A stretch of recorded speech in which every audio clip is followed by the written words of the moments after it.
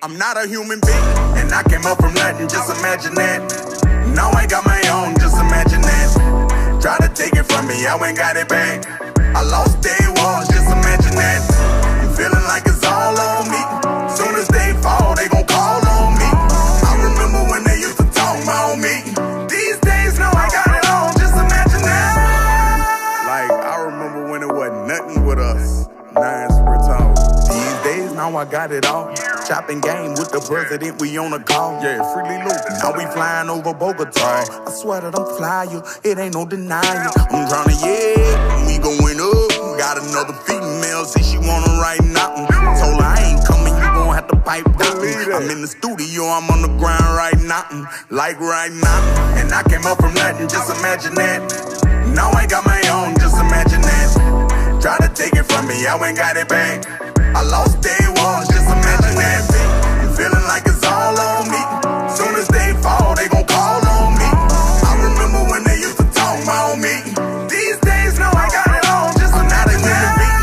But who do you believe? All praise be to God. Right now I achieve. I've been to hell and back, now I'm seeing different things. And what we sipping on, we never said it give you wings. I don't get tired, I'm a billionaire, what you believe? I'm a breadwinner, I'm telling Malcolm X, rest in peace. Out of bread, Japanese red stitch, denim jeans. I ain't scared of death, say you wanna get, we can squeeze you ain't ready. When I'm alone in my trap, I will stare at the wall. Listening to Biggie Smalls, I can't wait till I ball. It's just me and my dog, had a couple of flaws. I was bad at saving money till the dick by the bra. I fell off.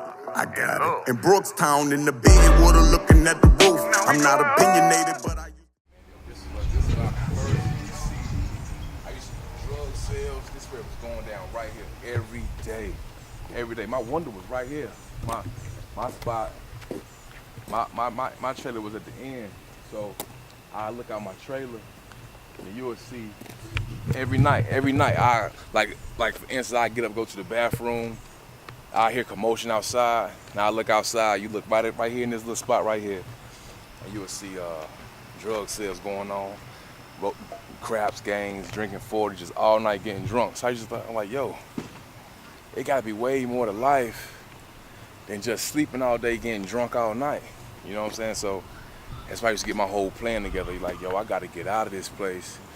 A lot of pain here, man. A lot of pain here. You know, my mom's working 2, 3 jobs, you know, to put food on the table for me, you know, to put clothes on my back. So this where it started right here, man. You know, all of this has changed now, man. It look crazy out here, man. You know, and so I remember like our greatest meal out here used to be like, it's like, hey, go to the corner store on the south side and get one of them $3 chickens. So I go get a $3 chicken, then I make about 4 or 5 packs of oodles and noodles. And we'll cut the chicken up and put it in the oodles and noodles. That was like our favorite meal. But yeah, man, this neighborhood is crazy, man. You see a lot of pain here. You see a lot of domestic violence, daily domestic violence, alcoholism, man, every day. Same people drunk on the corner, wilding out, drug sales, shootings, like I told you, you know. You see people get shot over here. Man, you see the police kicking doors over here all the time. You know, so I just knew that. I mean, nobody here likes that lifestyle, but you know, what can you do about it? So what I knew, that I had to get a plan together so I could get out of this neighborhood, man. So that's pretty much what it was here, you know? Yeah, but man, yo, it's different now. I done grew up now, but yo, when I was coming up here, you used to have your moments where, you know, you ain't want to be here. There wasn't nothing here to see. As you can see now, I mean, it's not a glorifying place to live. And this green box right here, man, we used to sit here every single night. I mean, Richard stayed right here. This is the same trailer too. I'm pretty sure he can move now. We can sit on this green box all night, just visualizing, you know, our next move, how we was gonna get out of here. I remember that same car, that car was broke down when I was coming up. But we used to always sit on this green box, man, just visualize, you know, our next move, what we gonna do, how we gonna get out of this place. You know, we used to sit on this green box and we'll see the police pull up and they'll kick in doors over here, be beating on doors, and they always doing home raids and stuff. That was nothing. We was sitting there being nosy for most of it, but then after a while, we'll sit there for hours every night, man, just talking. I mean, but you give a kid, a kid growing up in this, man, what is it to look forward to? This is your motivation to get out of here. Man, ain't nothing here. Ain't nothing here, man. Yeah, man, it's pretty much it, dog. Look at the building. Look at it, man. That's all we got. So the moment that you get out of here, man, you happy. But like I said, my plan was to get out of here, and I got out. But I almost lost it, man. I almost lost everything. I did made a crazy decision. But you growing up in the ghetto, man, all you know is survival. So first opportunity, you gonna go get it. And you're not thinking about the consequences. And that's what happened to a lot of us here. I say out of the 10 brothers that I was rolling with here, 5 of them probably still in prison, and 3 just got out in the last couple of years. 1 or 2 of them is doing decent, doing all right. Get out and get something. Don't let the days of your life pass by. You need to get up, get out and get something. Don't spend all your time trying to get high. You need to get up, get out and get something. How will you make it if you never even try? You need to get up, get out and get something. Cause you and I got the big time. What's up, bro? How's it doing, What's man? going on? You know? Where you want to do this thing, man? Man, wherever you want to. Come on. You know, when Willie got in trouble, it's easy to sit and talk about all the details, but what he really needed was somebody to stand beside his, be beside him, to be a friend to him no matter what happened. If the result was good or the result was bad, he needed people who were unchanging. And I would say my key role was that. Now, getting resources, offering counsel, advocating for him with people in the legal system, in the community, all that stuff is not even the best detail. The best detail is when we have people who will stick with us no matter what, we can achieve a greater result. I'm playing. Willie has had several lives, okay? Willie had a life where he concentrated on being a football player. And when he was doing that, he was about that life. And Willie had a time where he wanted to be the biggest kid in his neighborhood, not just in size. And he, on the one side, he was your big brother. You could expect him to be on your side. If he was your enemy, you could expect trouble. Willie had a life where he wanted to be a player for a while. And he'll tell you that don't work out so good. Willie had a life where he took being a student serious, even though it was one of the hardest things he ever did. And now Willie's got a life where he's impacting his family, he's impacting his community, he's impacting the world.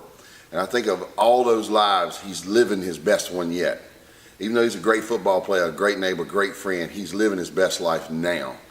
And, but I'm even expecting greater. I'm expecting Willie's character, all those experiences, the hard ones, the good ones, to come together and be used by the power of the Holy Spirit for even greater.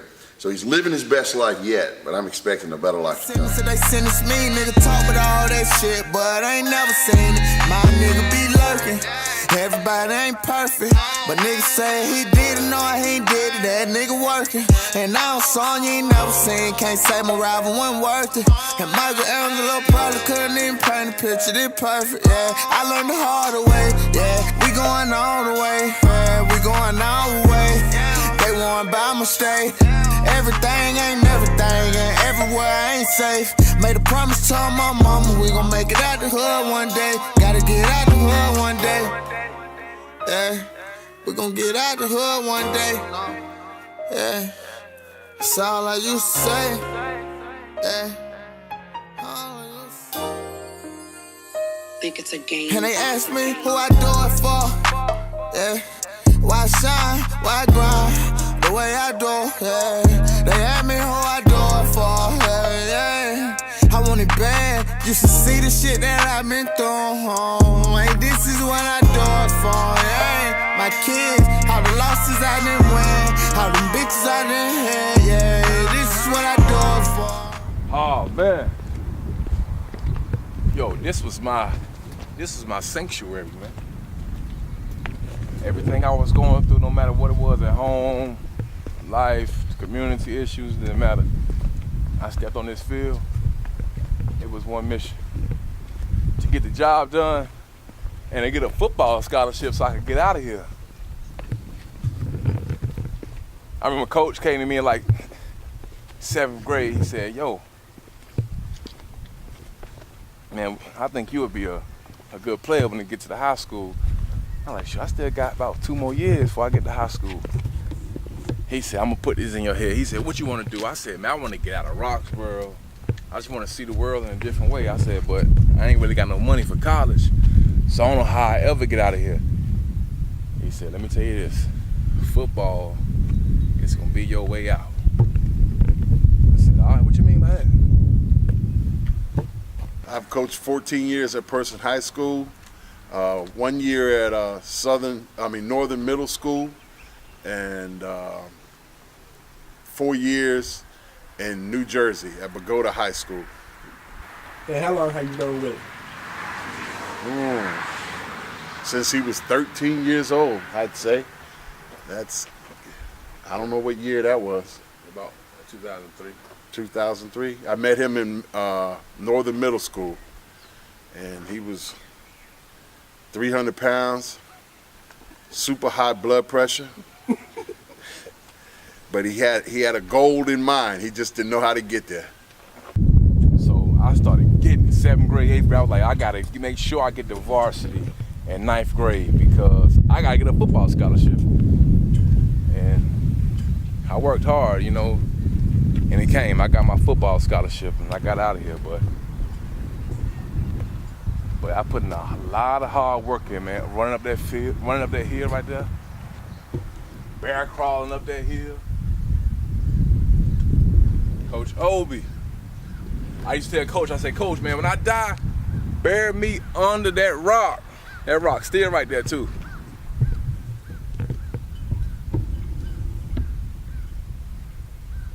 On the field, once we got him in shape, he would work as hard as he could go.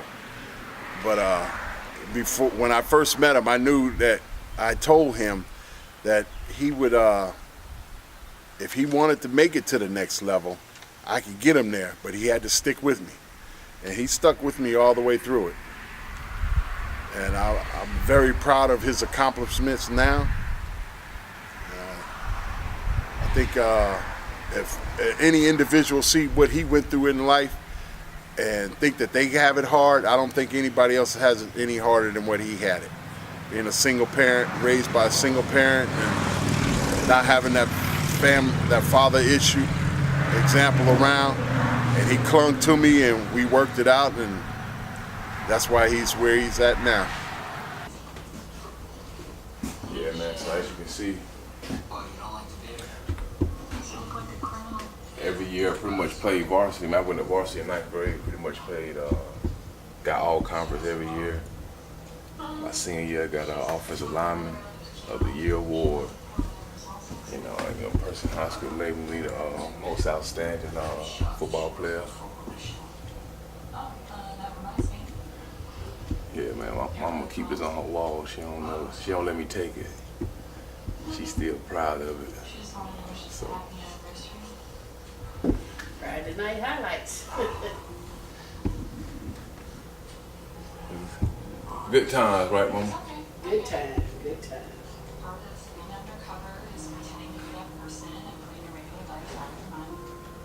Yeah, as you was filming the pictures on the wall, Friday night highlights, but the highlights of my life.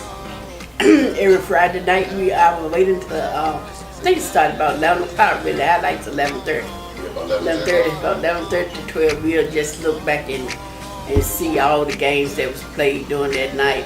It was just fun and just going to see him playing all those games. And later after he graduated, but that's sad times for me. Nothing else to do. Had to go to college and still play dance. I'm done.